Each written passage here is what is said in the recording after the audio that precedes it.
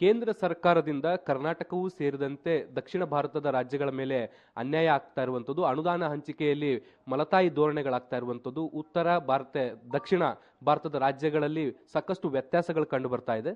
ಹೀಗೆ ಆದರೆ ಮುಂದೊಂದು ದಿನ ದಕ್ಷಿಣ ಭಾರತದ ಎಲ್ಲ ರಾಜ್ಯಗಳು ಸೇರಿ ಒಂದು ಪ್ರತ್ಯೇಕವಾದಂತಹ ದೇಶವನ್ನು ನಿರ್ಮಾಣ ಮಾಡಬೇಕಾದಂತಹ ಸನ್ನಿವೇಶ ನಿರ್ಮಾಣ ಆಗ್ಬೋದು ಅಂತ ಇವತ್ತು ಸಂಸದ ಡಿ.ಕೆ. ಸುರೇಶ್ ಅವರು ಹೇಳಿಕೆಯನ್ನು ಕೊಟ್ಟಿದ್ರು. ಈ ಹೇಳಿಕೆ ಈಗ ರಾಜ್ಯ ರಾಜಕಾರಣದಲ್ಲಿ ಸಾಕಷ್ಟು ಚರ್ಚೆಗೆ ಕಾರಣ ಆಗ್ತಾ ಇರುವಂಥದ್ದು. ಬಿಜೆಪಿಯ ನಾಯಕರು ಮುಗಿಬಿದ್ದು ಡಿ.ಕೆ. ಸುರೇಶ್ ಅವರ ವಿರುದ್ಧ ವಾಗ್ದಾಳಿಯನ್ನು ಕೂಡ ಮಾಡ್ತಿದ್ದಾರೆ. ಬನ್ನಿ, ಇವತ್ತು ಈಗ ಪಬ್ಲಿಕ್ ಟಿವಿ ಜೊತೆಗೆ ಡಿ.ಕೆ. ಸುರೇಶ್ ಅವರಿದ್ದಾರೆ. ಅವರ ಯಾವ ಕಾಂಟೆಸ್ಟ್ ಅಲ್ಲಿ ಈ ಒಂದು ಹೇಳಿಕೆಯನ್ನು ಕೊಟ್ಟರು ಮತ್ತು ಅವರು ಏನು ಅವರ ಉದ್ದೇಶ ಅನ್ನುವಂಥದ್ದನ್ನು ಕೇಳೋಣ. ಸರ್, ನೀವತ್ತು ಬಜೆಟ್ ಆದ್ಮೇಲೆ ಒಂದು ಹೇಳಿಕೆಯನ್ನು ಕೊಟ್ರಿ, ಸಾಕಷ್ಟು ಚರ್ಚೆಗೆ ಕಾರಣ ಆಗಿದೆ. ನೀವು ಯಾವ ಆಯಾಮದಲ್ಲಿ ಆ ಹೇಳಿಕೆಯನ್ನು ಕೊಟ್ಟಿದ್ದು? ದೇಶ ಇಬ್ಬಾಗ ಆಗಬೇಕು ಅಥವಾ ಸಪರೇಟ್ ಆಗಬೇಕು ಅನ್ನುವಂಥದ್ದು, ಅಥವಾ ಅಭಿವೃದ್ಧಿ ವಿಚಾರದಲ್ಲಿ ನಿಮ್ಮ ಮನಸ್ತಾಪ ಏನಾದರೂ ಇದೆಯಾ? ನೋಡಿ, ನಾನೊಬ್ಬ ಭಾರತೀಯ, ನಾನೊಬ್ಬ ಕನ್ನಡಿಗ. ನಾನು ನನ್ನ ರಾಜ್ಯಕ್ಕೆ, ನನ್ನ ರಾಷ್ಟ್ರಕ್ಕೆ ಆಗ್ತಾ ಇರ್ತಕ್ಕಂಥ ಅನ್ಯಾಯವನ್ನ ಪ್ರಶ್ನೆ ಮಾಡ್ತಕ್ಕಂಥ ಹಕ್ಕು ನನಗಿದೆ. ಇವತ್ತೇನು ಆಡಳಿತ ಪಕ್ಷ ಇವತ್ತು ಕರ್ನಾಟಕಕ್ಕೆ ನಿರಂತರವಾಗಿ ಅನ್ಯಾಯವನ್ನ, ಏನು ಹಣಕಾಸು ವಿಚಾರ, ಬರ ನಿರ್ವಹಣೆಗೆ ಸಂಬಂಧಪಟ್ಟಂತೆ ಇರ್ಬೋದು, ನೀರಾವರಿ ಯೋಜನೆಗಳಿಗೆ ಸಂಬಂಧಪಟ್ಟಂತೆ ಇರ್ಬೋದು, ಭಾಷೆಗೆ ಸಂಬಂಧಪಟ್ಟಂತೆ ಇರ್ಬೋದು, ನಮ್ಮೆಲ್ಲ ವಿಚಾರಗಳಲ್ಲೂ ಕೂಡ ಅಭಿವೃದ್ಧಿಗೆ ಕುಂಠಿತ ಮಾಡೋ ರೀತಿಯಲ್ಲಿ ಇವತ್ತು ಸರ್ಕಾರ ನಡ್ಕೊಳ್ತಾ ಇದೆ. ಇದನ್ನ ಪ್ರತಿಭಟಿಸಬೇಕಾದಂಥದ್ದು, ಪ್ರತಿಭಟನೆಯನ್ನು ವ್ಯಕ್ತಪಡಿಸಬೇಕಾಗಿರ್ತಕ್ಕಂಥದ್ದು ನಮ್ಮ ಕರ್ತವ್ಯ. ಈ ಕೂಗು ಎಲ್ಲ ಕಡೆ ಇದೆ, ಆದರೆ ಯಾರು ಕೂಡ ಪ್ರಸ್ತಾಪವನ್ನು ಮಾಡಿರಲಿಲ್ಲ. ನಾನು ಕೇವಲ ಇವತ್ತಿನ ಅನ್ಯಾಯವನ್ನ ಜನರ ಗಮನಕ್ಕೆ ತಂದಿದ್ದೇನೆ. ನನ್ನ ಹೇಳಿಕೆಯನ್ನ ತಿರ್ಚುವಂತ ಪ್ರಯತ್ನ ಭಾರತೀಯ ಜನತಾ ಪಕ್ಷದವರು ಇವತ್ತು ಮಾಡ್ತಾ ಇದ್ದಾರೆ. ನಾನು ಕೇಳ್ತಾ ಇರೋದು, ನಾವು ಈ ರಾಷ್ಟ್ರದಲ್ಲಿ ಎರಡನೇ ಅತಿ ಹೆಚ್ಚು ತೆರಿಗೆಯನ್ನ ಪಾವತಿಸ್ತಕ್ಕಂಥ ಒಂದು ರಾಜ್ಯವಾಗಿ ನೀವು ನಮ್ಮ ರಾಜ್ಯಕ್ಕೆ ಕೊಡಬೇಕಾಗಿರತಕ್ಕಂಥ ಕೊಡುಗೆ ನನ್ನ ಬಗ್ಗೆ ನನಗೆ ಚರ್ಚೆ ಮಾಡಿ ಜನರಿಗೆ ತಿಳಿಸಿ. ನಾವು ಕರ್ನಾಟಕದ ಕನ್ನಡಿಗರು ಕನ್ನಡದ ಧ್ವಜವನ್ನ ನಮಗೆ ಅನುಮೋದನೆ ಮಾಡಿಕೊಡಿ ಅಂತ ಕೇಳಿಸಿದಾಗ ಅದನ್ನ ತಿರಸ್ಕಾರ ಮಾಡಿದ್ದೀರಿ. ಅದ್ರ ಬಗ್ಗೆ ಯಾಕೆ ನೀವು ಅದ್ರ ಬಗ್ಗೆ ನಿಮ್ಮ ಉದ್ದೇಶ ಏನು ಅಂತಕ್ಕಂಥದ್ದನ್ನ ತಿಳಿಸಿ. ನಮ್ಮ ರಾಜ್ಯದ ಒಂದು ಧ್ವಜ ಅದನ್ನ ನೀವು ಅಕ್ಸೆಪ್ಟ್ ಮಾಡ್ತಾ ಇಲ್ಲ. ನಮ್ಮ ಭಾಷೆ, ನಮ್ಮ ರಾಷ್ಟ್ರೀಯ ಭಾಷೆಯನ್ನ ನೀವು ಶಾಸ್ತ್ರೀಯ ಭಾಷೆಯನ್ನಾಗಿ ನೀವು ಪರಿಗಣನೆ ಮಾಡಿದ್ದೀರಿ. ನೀವು ಅದಕ್ಕೆ ಕೊಟ್ಟಂತ ಹಣಕಾಸಿನ ನೆರವೇನು ಅದನ್ನು ಏನು ಹೇಳೋದಿಲ್ಲ.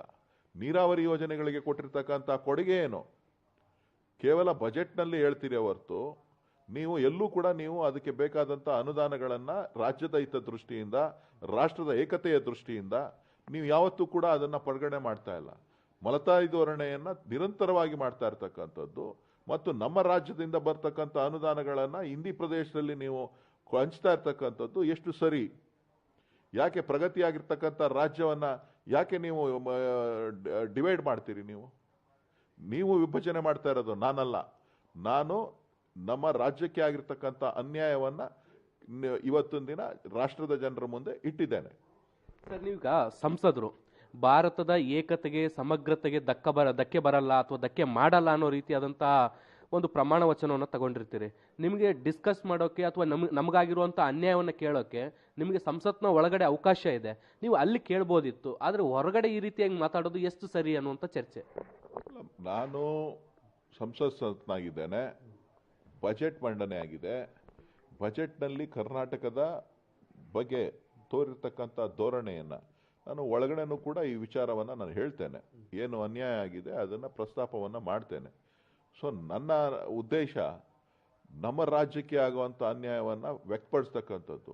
ಇವತ್ತು ನೀವು ಕೊಟ್ಟಿರ್ತಕ್ಕಂಥ ಅನುದಾನ ಏನು, ನಮ್ಮಲ್ಲಿ ತೆರಿಗೆ ಎಷ್ಟು ಬಂದಿದೆ, ಆ ತೆರಿಗೆಗೆ ಪ್ರತ್ಯೇಕವಾಗಿ ನೀವು ಎಷ್ಟು ಹಣವನ್ನು ಕೊಟ್ಟಿದ್ದೀರಿ ಅಂತಕ್ಕಂಥದ್ದನ್ನು ಯಾರು ನನ್ನ ವಿರುದ್ಧ ಟ್ವೀಟ್ ಸರಣಿಯನ್ನು ಸುಳ್ಳುಗಳನ್ನು ಹೇಳ್ತಾ ಇದ್ದೀರಿ, ದಯವಿಟ್ಟು ಪ್ರಸ್ತಾಪವನ್ನು ಮಾಡಿ. ನಾನು ನಿಮ್ಗೆ ಕೇಳ್ತಾ ಇದ್ದೀನಿ, ನನ್ನ ರಾಷ್ಟ್ರೀಯತೆಯನ್ನು ನೀವು ಪ್ರಶ್ನೆ ಮಾಡಬೇಡಿ, ನನ್ನ ಭಾರತೀಯತೆಯನ್ನು ನೀವು ಪ್ರಶ್ನೆ ಮಾಡಬೇಡಿ. ನಾನೊಬ್ಬ ಭಾರತೀಯ, ನಾನೊಬ್ಬ ಕನ್ನಡಿಗ. ನಾನು ಅದ್ರ ಬಗ್ಗೆ ಚರ್ಚೆನೇ ಮಾಡೋಕ್ಕೆ ಹೋಗೋದಿಲ್ಲ.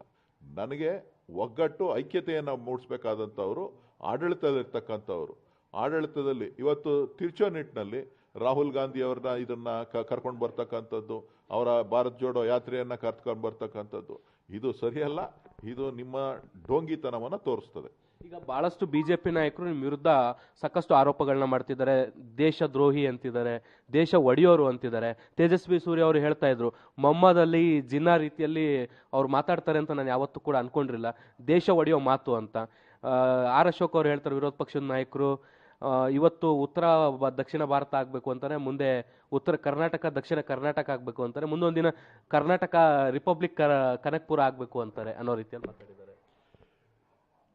ನೋಡಿ, ಅಶೋಕ್ ಅವರ ಮನಸ್ಥಿತಿ ಏನು ಅಂತ ಗೊತ್ತಿದೆ, ಅವ್ರ ಪಕ್ಷದವರ ಮನಸ್ಥಿತಿ ಏನು ಅಂತ ಗೊತ್ತಿದೆ. ಅವ್ರ ಪಕ್ಷದವರು ಕರ್ನಾಟಕವನ್ನ ಇಬ್ಬಾಗ ಮಾಡಬೇಕು ಅಂದಾಗ ಅಶೋಕ್ ಅವರು ಯಾವ ಕಾಡಲ್ಲಿ ಲೌಸ್ಕೊಂಡು ಕೂತಿದ್ರು, ಯಾವ ಬಿಜೆಪಿ ಗುಹೆನಲ್ಲಿ ಲೌಸ್ಕೊಂಡು ಕೂತಿದ್ರು ಅಂತಕ್ಕಂಥದ್ದನ್ನು ಹೇಳಬೇಕು. ನಾನು ಈ ದೇಶದ ಐಕ್ಯತೆಯನ್ನ ಕಾಪಾಡಬೇಕು ಅಂತಕ್ಕಂಥ ದೃಷ್ಟಿಯಿಂದ ದಕ್ಷಿಣ ಭಾರತದ ಜನರ ಮನಸ್ಸಿನಲ್ಲಿ ಏನಿದೆ ಅನ್ನೋದನ್ನ ವಿಚಾರವನ್ನ ತಿಳಿಸಿದ್ದೇನೆ. ನಾನು ಒಗ್ಗಟ್ಟನ್ನ ಯಾವತ್ತೂ ಕೂಡ ಒಡೆಯುವಂಥ ಪ್ರಶ್ನೆ ಇಲ್ಲ. ನಾನೊಬ್ಬ ಭಾರತೀಯ. ಈ ಬಿಜೆಪಿಯವರ ಡೊಂಗಿತನಕ್ಕೆ, ಬಿಜೆಪಿಯವರ ಹೇಳಿಕೆಗಳಿಗೆ, ಬಿಜೆಪಿಯವರ ಸುಳ್ಳು ಆರೋಪಗಳು ತಿರ್ಸ್ತಕ್ಕಂಥದ್ರಲ್ಲಿ, ನಾಮಫಲಕಗಳನ್ನು ಬದಲಾಯಿಸ್ತಕ್ಕಂಥದ್ರಲ್ಲಿ ಅವರು ಹೆಸರುವಾಸಿಯಾಗಿದ್ದಾರೆ. ಅದನ್ನು ಬಿಟ್ಟು ಬೇರೆ ಇನ್ನೇನು ಇಲ್ಲ. ಅವರೇನಿದ್ರು ಭಾವನೆಗಳ ಜೊತೆ ತತ್ವಗಳನ್ನು ತಿರ್ಚುವಂಥ ನಿಟ್ಟಿನಲ್ಲಿ ಅವರು ಕೆಲಸ ಮಾಡ್ತಾ ಇದ್ದಾರೆ. ಆ ಒಂದು ನಿಟ್ಟಿನಲ್ಲಿ ಅವರು ಅವರ ಬಜೆಟನ್ನು ಮುಚ್ಚಾಕಬೇಕಾಗಿತ್ತು, ಅದನ್ನು ಮುಚ್ತಾ ಇದ್ದಾರೆ. ಈಗ ನಾಳೆ ನಿಮ್ಮ ವಿರುದ್ಧ ರಾಜ್ಯದ ಬೇರೆ ಬೇರೆ ಕಡೆ ದೂರು ದಾಖಲು ಮಾಡ್ಕೊಳ್ಳಿಕ್ಕೆ ಎಲ್ಲ ತಯಾರಿಗಳನ್ನ ಬಿಜೆಪಿ ಮಾಡ್ಕೊಳ್ತಾ ಇದೆ. ಆ ಸವಾಲನ್ನು ಸ್ವೀಕರಿಸಕ್ಕೆ ನೀವು ರೆಡಿಯಾಗಿದ್ದೀರಾ? ಈಗ ಖಂಡಿತ ಧಾರಾಳವಾಗಿ ಆಗ್ಬೋದು, ಧಾರಾಳವಾಗಿ ಮಾಡ್ಬೋದು. ನನ್ನ ಕಡೆ ಎಲ್ಲಿ ಬೇಕಾದ್ರೂ ಹಾಕ್ಬೋದು, ಗಲ್ಲಿಗೆ ಬೇಕಾದ್ರೆ ಹಾಕ್ತೀನಿ ಅಂದ್ರೆ ಹೋಗಕ್ಕೆ ಸಿದ್ಧವಾಗಿದ್ದೀನಿ, ಜೈಲ್ಗೆ ಹೋಗಿ ಹಾಕಿದ್ರು ಸಿದ್ಧವಾಗಿದ್ದೀನಿ. ಅಷ್ಟೊಂದು ಖುಷಿ ಇತ್ತು ಅಂತ ಅಂದ್ರೆ ಖುಷಿಯಿಂದ ಅವ್ರು ಮಾಡಲಿ. ಕರ್ನಾಟಕದ ಅಸ್ಮಿತೆ ಅಷ್ಟೇ ಮುಖ್ಯ. ಕರ್ನಾಟಕದ ಕನ್ನಡಿಗನಾಗಿ ಎಲ್ಲವನ್ನು ಕೂಡ ಎದುರಿಸ್ತೇನೆ. ಸರ್, ಇದನ್ನೇ ಈಗ ಚುನಾವಣೆ ವಿಚಾರವಾಗಿ ಮಾಡ್ಕೊಳ್ಬಹುದಂತ ಸಾಧ್ಯತೆಗಳನ್ನ ಕೂಡ ನಾವು ನಿರೀಕ್ಷೆ ಮಾಡ್ಬೋದು ಬಿಜೆಪಿಯಿಂದ.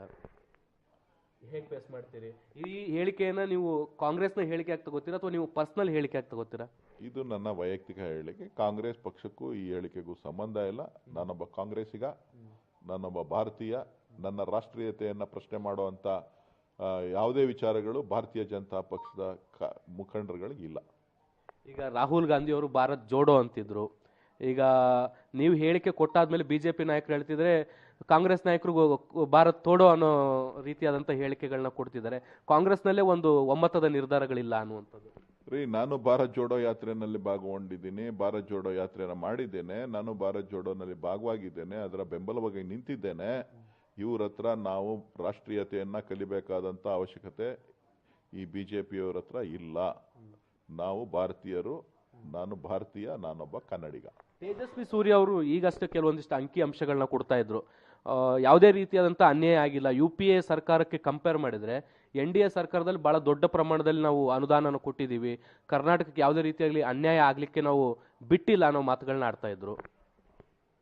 ದಯವಿಟ್ಟು ಯಾವ್ಯಾವ ವರ್ಷದಲ್ಲಿ ಎಷ್ಟೆಷ್ಟು ಟ್ಯಾಕ್ಸ್ ರೆವಿನ್ಯೂ ದೇಶಕ್ಕೆ ಬರ್ತಾ ಇದೆ ಅಂಕಿಅಂಶಗಳನ್ನು ಕೊಡ್ತಕ್ಕಂಥ ಪ್ರಬುದ್ಧ ನಾಯಕರು ಯಾರು ಅಂತ ನನಗೆ ಗೊತ್ತಿಲ್ಲ. ಅವರುಗಳು ದೇಶಕ್ಕೆ ಬರ್ತಾ ಇರ್ತಕ್ಕಂಥ ಟ್ಯಾಕ್ಸ್ ರೆವಿನ್ಯೂ ಯಾವ್ಯಾವ ವರ್ಷದಲ್ಲಿ ಎಷ್ಟೆಷ್ಟು ಬಂದಿದೆ, ಅದರ ಪಾಲಾಗಿ ಎಷ್ಟೆಷ್ಟು ಹಣವನ್ನು ನಾವು ಕೊಟ್ಟಿದ್ದೇವೆ, ಎಷ್ಟು ಹಣ ನಮಗೆ ಸಿಗಬೇಕಾಗಿತ್ತು ಅಂತ ರಾಜ್ಯದ ಜನರ ಮುಂದೆ ಇಡಲಿ. ಬರ ನಿರ್ವಹಣೆಗಿರ್ಬೋದು, ನೀರಾವರಿ ಯೋಜನೆಗಳಿಗಿರ್ಬೋದು, ರಸ್ತೆ ಸಂಪರ್ಕಕ್ಕಿರ್ಬೋದು, ನಮ್ಮ ಆದಾಯ ತೆರಿಗೆಯಿಂದ ಬರ್ತಾ ಇರ್ತಕ್ಕಂಥದ್ದಿರ್ಬೋದು, GSTಯಿಂದ ಬರ್ತಾ ಇರ್ತಕ್ಕಂಥದ್ದಿರ್ಬೋದು, ಎಲ್ಲವನ್ನೂ ಕೂಡ ಯಾವ ರೀತಿಯಾಗಿ ಇವರು ನಮಗೆ ಅನ್ಯಾಯ ಮಾಡ್ತಾ ಇದ್ದಾರೆ ಅಂತಕ್ಕಂಥದ್ದು ಪ್ರತಿ ರಾಜ್ಯದ ಎಲ್ಲ ಟೇಬಲನ್ನು ಕೂಡ ಹಾಕಿ ಇಟ್ಟರೆ ರಾಜ್ಯದ ಜನಕ್ಕೆ ಗೊತ್ತಾಗುತ್ತೆ. ಸರ್, ಕಡೆಯದಾಗ ಕೇಳ್ಬಿಡ್ತೀನಿ ಒಂದೇ ಪ್ರಶ್ನೆ. ನೀವು ಮಧ್ಯಾಹ್ನ ಕೊಟ್ಟಂತ ಹೇಳಿಕೆಗೆ ಈಗಲೂ ಭದ್ರಾಗಿದ್ದೀರಾ ಅಥವಾ ಆ ಹೇಳಿಕೆಯಲ್ಲಿ ಏನಾದರೂ ಚೇಂಜಸ್ ಮಾಡೋಕೆ ಇಷ್ಟಪಡ್ತೀರಾ? ನಾನು ಹೇಳಿಕೆ ಸರಿಯಾಗಿ ಕೊಟ್ಟಿದ್ದೀನಿ. ನಾನು ಕೊಟ್ಟಿರೋಂಥ ಹೇಳಿಕೆನೇ ಬೇರೆ, ನೀವು ತಿರ್ಚ್ತಾ ಇರ್ತಕ್ಕಂಥದ್ದೇ ಬೇರೆ. ನಾನು ನಮ್ಮ ರಾಜ್ಯಕ್ಕಾಗಿರೋ ಅನ್ಯಾಯನ ವಿಚಾರನ ಪ್ರಸ್ತಾಪ ಮಾಡಿದ್ದೀನಿ. ನೀವು ಭಾರತೀಯ ಜನತಾ ಪಕ್ಷದವರು ಬೋಗಸ್ ಪಾರ್ಟಿ, ಬೋಗಸ್ ನ್ಯೂಸ್ ಅನ್ನ ಹೇಳ್ತಾ ಇದ್ದೀರಿ ಅಷ್ಟೇ. ನಾನು ಹೇಳಿರೋದನ್ನ ನೀವು ತಿರ್ಚ್ತಾ ಇದ್ದೀರಿ. ನಾನು ಯಾಕೆ ಇದಕ್ಕೆ ಹೋಗ್ಲಿ? ರಾಜ್ಯದ ಜನರ ಭಾವನೆಯಲ್ಲಿ, ದಕ್ಷಿಣ ಭಾರತದ ಜನರ ಭಾವನೆಯಲ್ಲಿ ಏನಿದೆ ಅಂತಕ್ಕಂಥದ್ದು ಈಗಾಗಲೇ ತಮಿಳುನಾಡಲ್ಲಿ ಅನೇಕ ವಿಚಾರಗಳು ಈ ಬಗ್ಗೆ ಚರ್ಚೆ ಆಗಿದೆ. ಕನ್ನಡಿಗರಲ್ಲಿ ಬರೋದಕ್ಕಿಂತ ಮುಂಚಿತವಾಗಿ ನೀವು ಎಚ್ಚೆತ್ಕೋಬೇಕಾದಂಥ ಧರ್ಮ ನಿಮ್ಮದು. ತಮಿಳುನಾಡಿನಲ್ಲಿ ಈ ವಿಚಾರಗಳು ಆಗಾಗ್ಗೆ ಪ್ರಸ್ತಾಪ ಆಗ್ತಾನೆ ಇದೆ. ಕನ್ನಡಿಗರಿಗೆ ಈ ಭಾವನೆ ಬರದೇ ಇರೋ ರೀತಿ ನೋಡ್ಕೊಳ್ಬೇಕಾದಂಥದ್ದು ಆಡಳಿತ ಪಕ್ಷದವ್ರದ್ದು. ನಿಮ್ಮ ಅಸ್ತಿತ್ವ ಭಾರತೀಯ ಜನತಾ ಪಕ್ಷದ ಅಸ್ತಿತ್ವ ಕರ್ನಾಟಕದಲ್ಲಿದೆ. ನೀವು ಎಚ್ಚೆತ್ತುಕೊಂಡು ಕರ್ನಾಟಕಕ್ಕೆ ನ್ಯಾಯ ಕೊಡಿ, ಆಮೇಲೆ ನೀವು ಹೇಳ್ದಂಗೆ ಕೇಳ್ತೀನಿ. ಇದಿಷ್ಟು ಡಿ ಕೆ ಸುರೇಶ್ ಅವ್ರ ಮಾತು. ಕ್ಯಾಮ್ರಾ ಪರ್ಸನ್ ಜಿತೇಂದ್ರ ಕುಮಾರ್ ಜೊತೆ ಶಬೀರ್ ನಿಡಗುಂದಿ, ಪಬ್ಲಿಕ್ ಟಿವಿ, ನವದೆಹಲಿ.